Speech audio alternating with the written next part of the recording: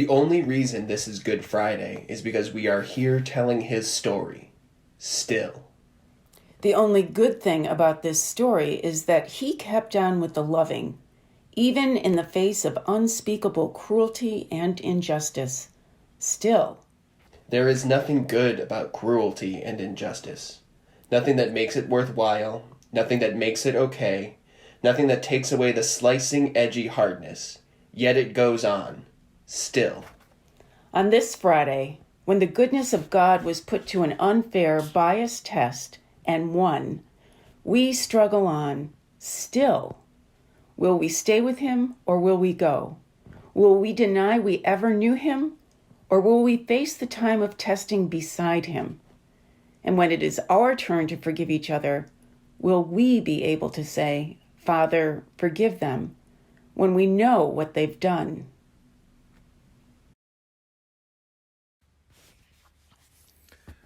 Why this execution? Why this man? Why do we gather in the dark and silence to mark Jesus's death when sadly it is not unique and never has been? In his day, the crucified lined the streets, a macabre reminder that power hates challenge of any kind. The story is eerie in its utter transference to situations today and throughout history, the push by the desperate powerful against the pedestal of high ideals. No matter how genuine and firm the ideals, they look for a tiny point of vulnerability from which to begin their teetering and toppling. The predictable unpredictability of the crowds who at one moment shout their support, yet at the first sign of smoke assume fire and just as quickly withdraw and doubt and even bay for blood, who realize too late that they've been duped and then stand sadly on the sidelines wringing their hands, wishing they had been different. Then they go home and live exactly the same way until the next time. And there are the ones more closely involved, the friends and colleagues and hangers-on who abandon ship and deny knowledge and even betray. There are the ones in a position to stop the injustice who choose to turn away and wash their hands of the whole sad, sordid affair. And the characters take up their positions and the play begins again and again and again. Crucifixions happen all the time. The story is harrowing because it is so familiar. So why this execution? Why this man? Why do we gather in the dark and silence to mark his death, when sadly, it is not unique and never has been? Perhaps that is exactly why, because it represents the inhumanity we are capable of, even towards the totally innocent and completely pure, the very embodiment of goodness. Perhaps his words, "What you do to the least of these, you do to me," echo today especially. Perhaps his words from last night still sit in your mind and heart. "This is my body broken for you." And perhaps the words he has yet to say are our only hope. "Father, forgive them, for they know not what they do." We didn't know then, and we know now, and we must change. Change is the hope, and forgiveness opens the door. So today we gather and remember his death. We mourn Jesus' loss, and we grieve the part we play in it. And we consider the crucifixions we witness today, for they are the real reason for our corporate grief.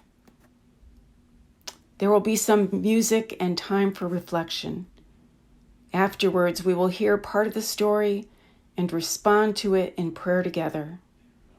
Allow yourself space to grieve and to grow.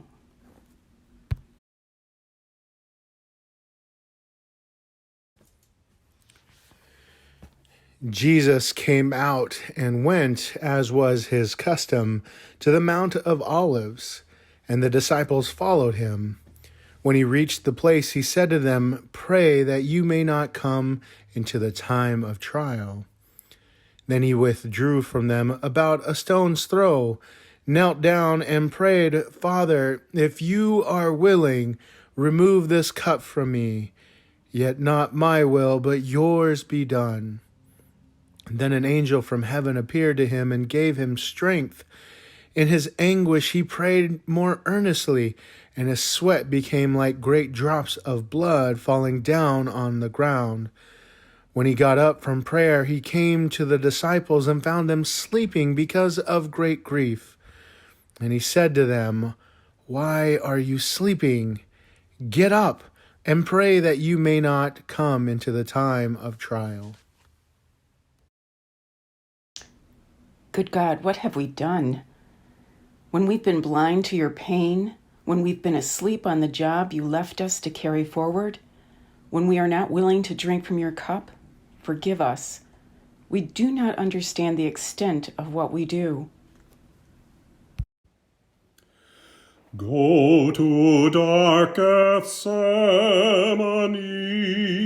all who feel the tempter's power. Your Redeemer's conflict see. Watch with him one bitter hour. Turn not from his griefs away. Learn from Jesus Christ to pray. Follow to the judgment hall. View the Lord of life arraigned. Oh, the wormwood and the gall. Oh, the pangs his soul sustained. Shun not suffering, shame, or loss. Learn from him to bear the cross.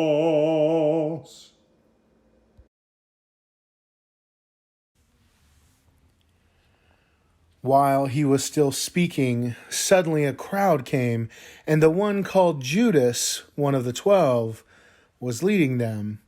He approached Jesus to kiss him, but Jesus said to him, "Judas, is it with a kiss that you are betraying the Son of Man?" When those who were around him saw what was coming, they asked, "Lord, should we strike with the sword?" Then one of them struck the slave of the high priest and cut off his right ear. But Jesus said, "No more of this." And he touched his ear and healed him. Then Jesus said to the chief priests, the officers of the temple police, and the elders who had come for him, "Have you come out with swords and clubs, as if I were a bandit? When I was with you day after day in the temple, you did not lay hands on me, but this is your hour and the power of darkness." Good God, what have we done? When we betray you with our hearts and with our lips, when we choose to respond with violence instead of understanding, when we carefully claim to be with you only when and where it is safe, and then decry you when things get hard, forgive us. We do not understand the extent of what we do.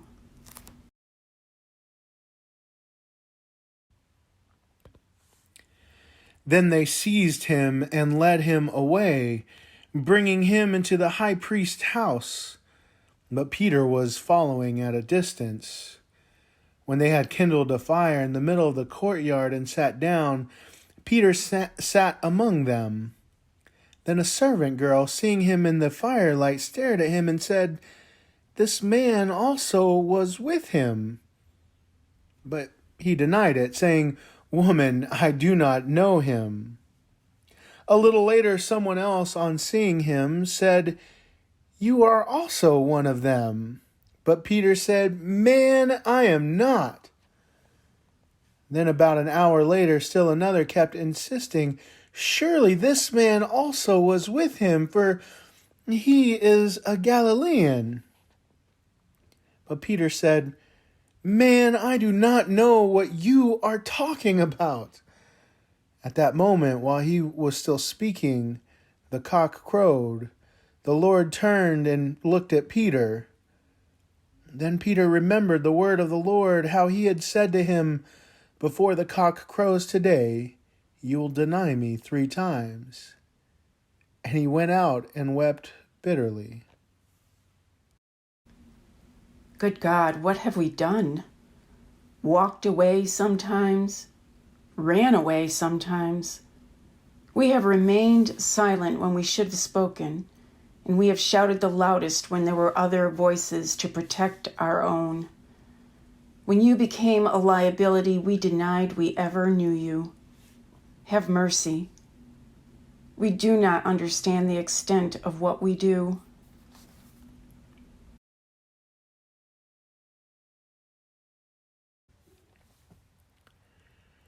Now the men who were holding Jesus began to mock him and beat him. They also blindfolded him and kept asking him, "Prophesy, who is it that struck you?" And they kept heaping many other insults on him. Pilate then called together the chief priests, the leaders, and the people, and said to them, "You brought me this man as one who was perverting the people, and here I have examined him in your presence, and have not found this man guilty of any of your charges against him. Neither has Herod, for he sent him back to us. Indeed, he has done nothing to deserve death. I will therefore have him flogged and release him." Then they all shouted out together, "Away with this fellow! Release Barabbas for us!" This was a man who had been put in prison for an insurrection that had taken place in the city and for murder. Pilate, wanting to release Jesus, addressed them again, but they kept shouting, "Crucify! Crucify him!" A third time he said to them, "Why? What evil has he done? I have found in him no ground for the sentence of death. I will therefore have him flogged and then release him." But they kept urgently demanding with loud shouts that he should be crucified, and their voices prevailed. So Pilate gave his verdict that their demand should be granted. He released the man they asked for, the one who had been put in prison for insurrection and murder, and he handed Jesus over as they wished. Good God, what have we done? Cruelty and callousness, anger and oppression, use and abuse of power. When we are guilty as sin of being unkind, when we take advantage of our advantages, forgive us. When we wash our hands, even though keeping them in the mire might build a new and better outcome, stop us. Christ, have mercy. We do not understand the extent of what we do. When they came to the place that is called the Skull, they crucified Jesus. Then Jesus said, "Father, forgive them, for they do not know what they are doing." And they cast lots to divide his clothing, and the people stood by watching. But the leaders scoffed at him, saying, "He saved others. Let him save himself if he is the Messiah of God, his chosen one." The soldiers also mocked him, coming up and offering him sour wine and saying, "If you are the king of the Jews, save yourself." And there was also an inscription over him, "This is the King of the Jews." It was now about noon, and darkness came over the whole land until 3 in the afternoon, while the sunlights failed. And the curtain of the temple was torn in two. And then Jesus, crying with a loud voice, said, "Father, into your hands I commend my spirit." Having said this, he breathed his last. Good God, what have we done? We have watched at a distance and wrung our hands in ineffective sympathy. We've been far too ready to mock and judge, and we are so easily swayed. Christ, have mercy. We do not understand the extent of what we do.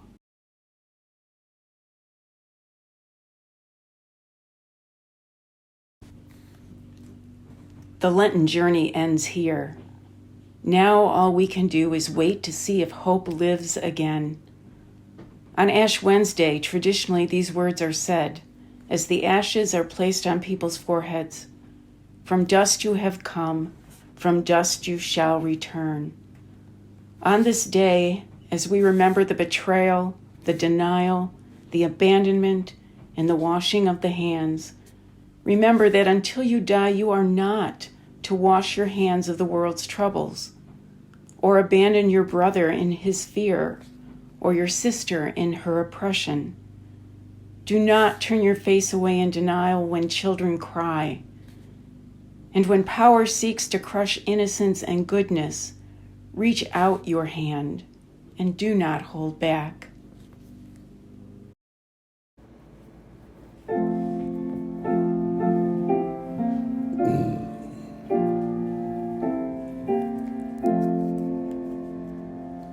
When I survey the wondrous cross on which the Prince of Glory died, my richest gain I count but loss, and pour contempt on all my pride. Forbid it, Lord, that I should boast, save in the death of Christ my God. All the vain things that charm me most, I sacrifice them to his blood. See from his head, his hands, his feet, sorrow and love flow mingled down. Did e'er such love and sorrow meet, or thorns compose so rich a crown? Were the whole realm of nature mine, that were a present far too small. Love so amazing, so divine, demands my soul